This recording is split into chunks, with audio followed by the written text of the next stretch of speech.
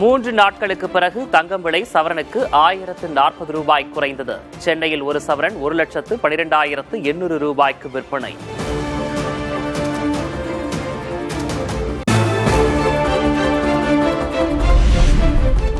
வெள்ளி விலை கிலோவுக்கு 5000 ரூபாய் குறைந்தது. சென்னையில் 1 கிராம் வெள்ளி 265 ரூபாய்க்கு விற்பனை.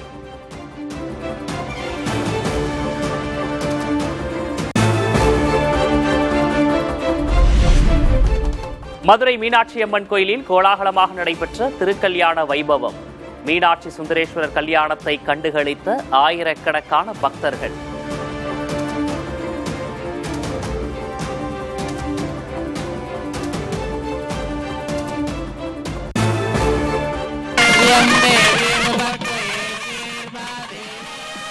பெண்கள் பங்கேற்பு. புதிய மாங்கல்ய கயிற்றை மாற்றிக்கொண்டு வழிபாடு.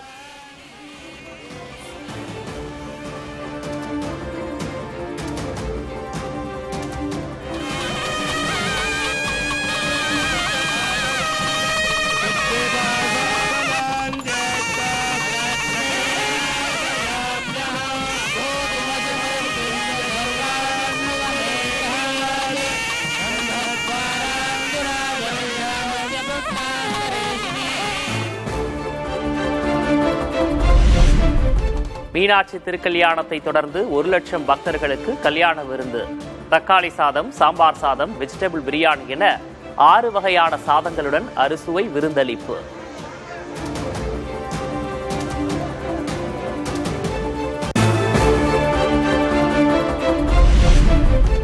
திருவள்ளூர் வீரராகவ பெருமாள் கோயிலில் விமர்சையாக நடைபெற்ற தேரோட்டம். சித்திரை தேரோட்ட விழாவில் திரளான பக்தர்கள் பங்கேற்று வழிபாடு.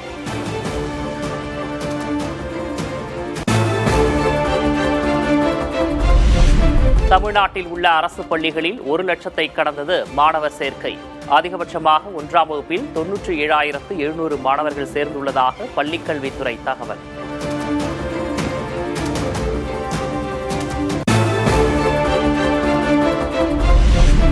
வாக்கு எண்ணிக்கைக்கான நடைமுறைகளை வெளியிட்டது தேர்தல் ஆணையம். தபால் வாக்குகள் காலை 8 மணிக்கும், இயந்திரங்களில் பதிவான வாக்குகள் 8:30 மணி முதலும் எண்ணப்படும் என அறிவிப்பு.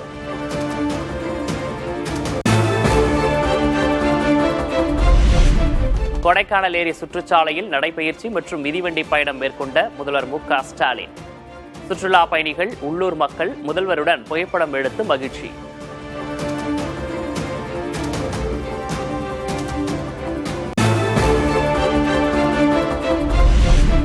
திருச்செந்தூர் முருகன் கோயிலில் தவிக தலைவர் விஜய் வழிபாடு. மூலவர் சன்னதி முன்பு அமர்ந்து விஸ்வரூப தரிசனத்தில் பங்கேற்பு.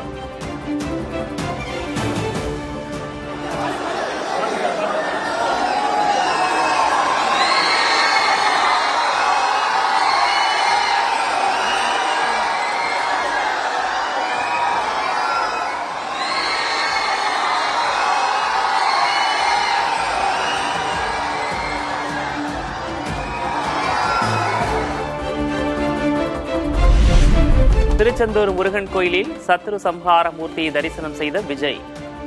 சட்டமன்ற தேர்தல் வாக்கு எண்ணிக்கை நடைபெற உள்ள சூழலில் சிறப்பு வழிபாடு.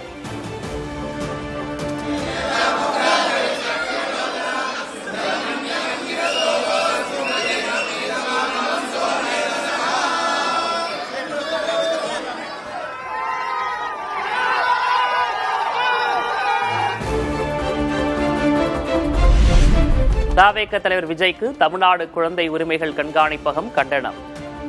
அரசியல் நோக்கங்களுக்காக குழந்தைகளை பகடைக்காய்களாக பயன்படுத்துவது கண்டனத்திற்குரியது என அறிக்கை.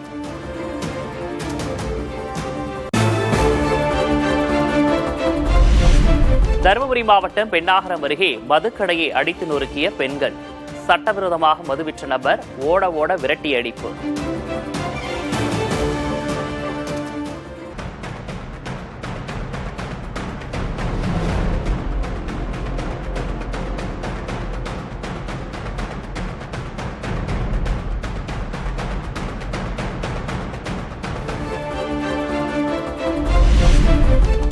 தரமில்லாத குடிநீர் கேன்களை விற்பனை செய்தால் 5000 ரூபாய் அபராதம்.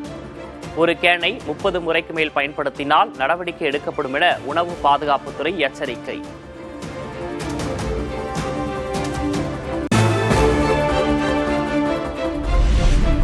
தமிழகத்தில் கோடை வெப்பம் அதிகரித்துள்ள நிலையில் 15 இடங்களில் சதம் அடித்த வெயில். அதிகபட்சமாக வேலூரில் 106 டிகிரி ஃபாரன்ஹீட் வெப்பம் பதிவு.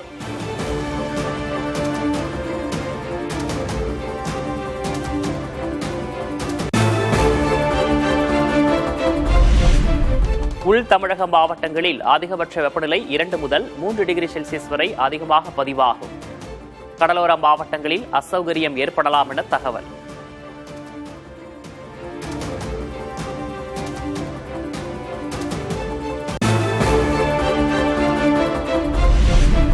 அதீத வெயிலால் ஹீட் ஸ்ட்ரோக் ஏற்படும் அபாயம்.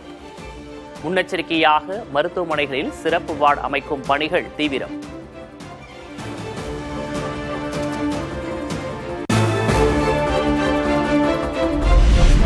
கோடை வெயிலால் தமிழகத்தில் தினசரி மின் நுகர்வு 20,000 மெகாவாட்டாக உயர்வு. தடையில்லாமல் மின் விநியோகம் செய்ய நடவடிக்கை எடுத்து வருவதாக மின்வாரிய அதிகாரிகள் தகவல்.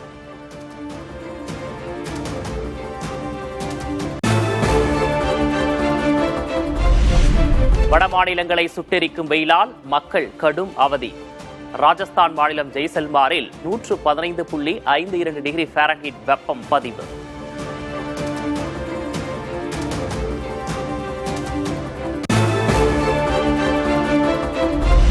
கேரளத்தில் கோடை வெப்பத்திலிருந்து விலங்குகளை காக்க சிறப்பு ஏற்பாடுகள். தண்ணீர் தெளிப்பான் செயற்கை குளங்களை அமைத்து திருவனந்தபுரம் மிருகக்காட்சி சாலை நிர்வாகம் நடவடிக்கை.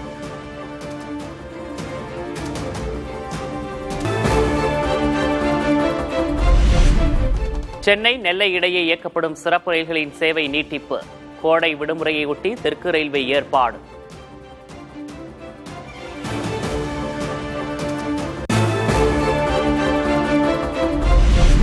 ரயில்வே துறையில் 30,000 பணியாளர்கள் நீக்கம் என்ற செய்திக்கு மத்திய ரயில்வே அமைச்சகம் மறுப்பு. தேவையற்ற பணியிடங்களை மறுசீரமைப்பு செய்து போதிய பிரிவுகளுக்கு மட்டுமே மாற்றம் செய்வதாகவும் விளக்கம்.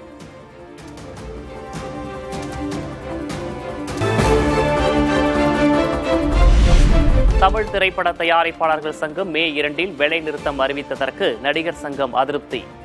திரைத்துறையின் சிக்கல்களுக்கு நடிகர் சங்க உறுப்பினர்கள் மட்டுமே காரணமாக சித்தரிப்பதா என பரபரப்பு அறிக்கை.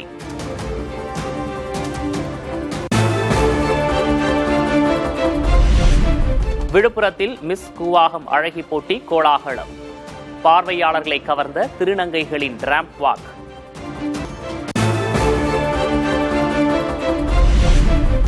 திருச்சூர் பூரம் திருவிழாவை ஒட்டி கோலாகலமாக நடந்த குடை மாற்றும் வைபவம். பாரம்பரிய இசைக்கருவிகள் முழங்க நடந்த நிகழ்ச்சியில் திரளானோர் பங்கேற்று தரிசனம்.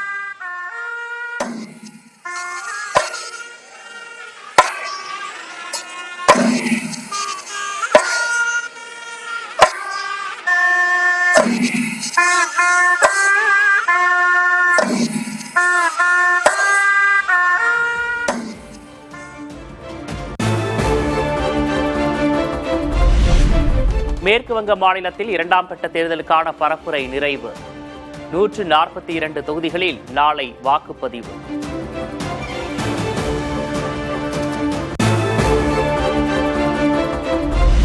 சிக்கிமில் அதிகாலையில் இளைஞர்களுடன் கால்பந்து விளையாடிய பிரதமர் மோடி வீரர் வீராங்கனைகளுடன் கலந்துரையாடி ஊக்கமளித்தார்.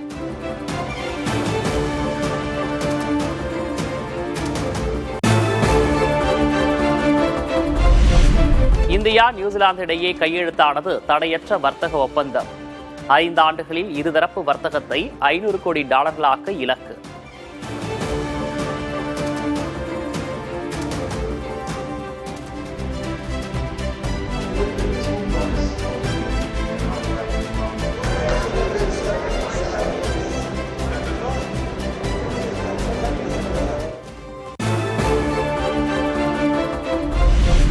நீதி கிடைக்காது என்று நம்புவதால் வழக்கு விசாரணையில் ஆஜராக முடியாது. அரவிந்த் கெஜ்ரிவாலை தொடர்ந்து முன்னாள் அமைச்சர் மணீஷ் சிசோடியாவும் நீதிபதி ஸ்வர்ணகாந்த சர்மாவுக்கு கடிதம்.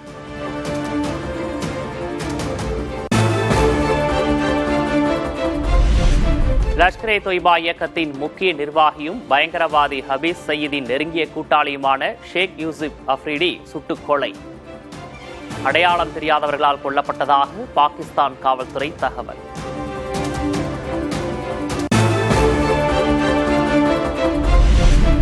பின்லாந்தில் உலகின் மிக நீளமான கடல் நடை பாலம் திறப்பு. சுற்றுச்சூழல் மாசை குறைத்து மக்கள் எளிதாக பயணிக்க ஏற்பாடு.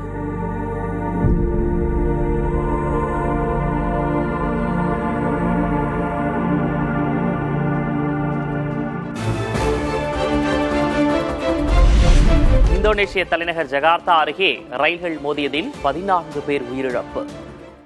நின்று கொண்டிருந்த ரயிலின் பின்னால் வேகமாக வந்த எக்ஸ்பிரஸ் ரயில் மோதி விபரீதம்.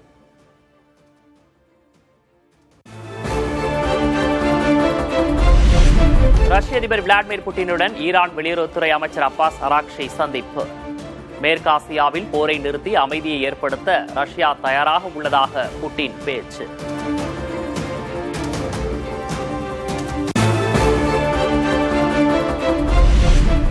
தங்கள் மீதான பொருளாதார தடைகளை நீக்கினால் ஹோர்முஸ் நீரிணையை திறப்பதாக ஈரான் கூறிய புதிய யோசனை. அணுசக்தி ஒப்பந்தம் குறித்து பேசக்கூடாது என்ற அம்சத்தால் ட்ரம்ப் ஏற்க தயங்குவதாக தகவல்.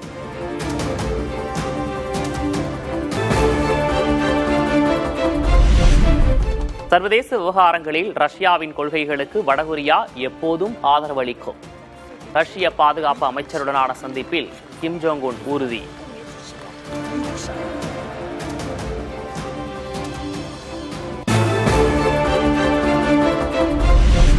அமேசான் நவ் அதிவேக விநியோக சேவை சென்னை உட்பட 100 நகரங்களுக்கு விரிவாக்கம் செய்யப்படுவதாக அறிவிப்பு. மளிகை பொருட்கள், காய்கறிகளை விரைவாக வழங்க 1000 புதிய கிடங்குகளை அமைக்க திட்டம்.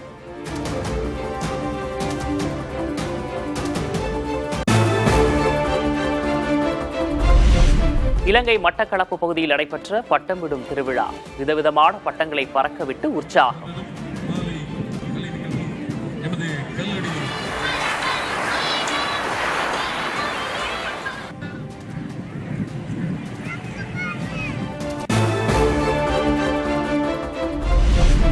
ஐபிஎல் கிரிக்கெட் தொடரில் பெங்களூரு அணி பந்துவீச்சில் 75 ரன்களுக்குள் சுருண்ட டெல்லி.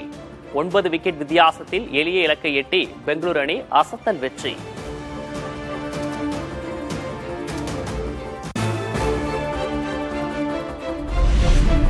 ஐபிஎல் தொடரில் 9000 ரன்களை கடந்து விராட் கோலி புதிய சாதனை. ஐபிஎல் போட்டிகளில் அதிகபட்ச ரன்களை குவித்த வீரர் என்ற பெருமையை பெற்றார்.